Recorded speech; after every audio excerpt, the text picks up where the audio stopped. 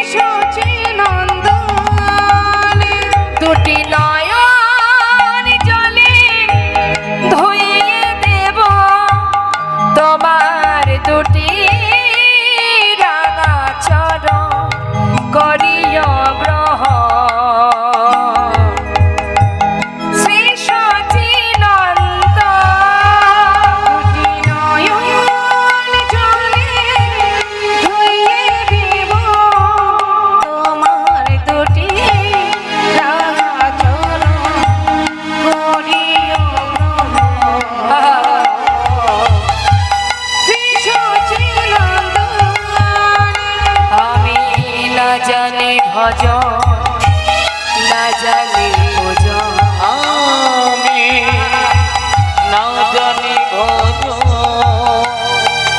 আর না জানি পুজো। কোন গুণে পাব ও রাঙা চরণ?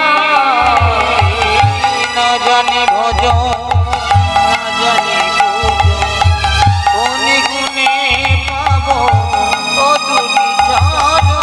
নয়নের জল কহিল বিরল,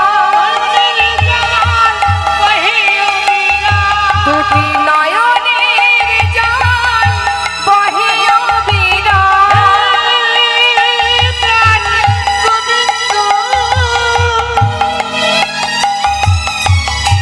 তুমি একেবারে কৃপা করো,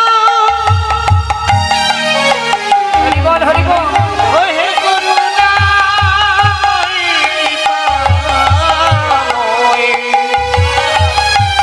তুমি করুণা করো, হরি বল হরি বল।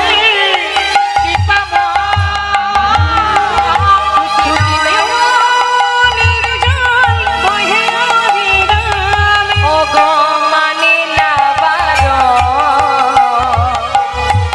শ্রী সচিনন্দন।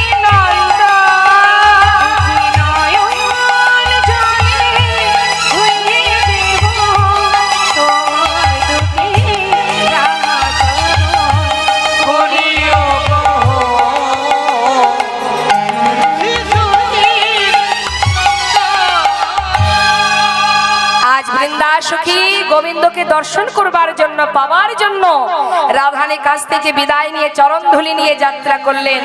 বনের মধ্যে খুঁজে খুঁজে খুঁজে খুঁজে পাচ্ছে না। হঠাৎ দেখছে কি যাবার সময় রাধারানী বলেছিল, সখী যাচ্ছিস যা, মান থাকে যেন প্রাণও বাঁচে। নারী জাতির মান বজায় রাখবি, আবার প্রাণটাও যেন বাঁচে। বধূ না এলে কিন্তু আমি বাঁচবো না। দুটো কাজ, একটা কাজ কি রাধারানী মানটা বজায় রাখতে হবে, আর একটা কাজ হলো সখী যাচ্ছিস যা, কিন্তু বধূ যেন জানতে না পারে যে আমি তোকে পাঠিয়েছি। বধূ যদি তোকে ডেকে যেচে কিছু জিজ্ঞাসা করে তবে বলবি, তাছাড়া যেন বলতে যাস না, তাহলে নারী জাতির মান থাকবে না। আর কি বধূ না এলে কিন্তু আমি বাঁচবো না, কেমন? যা।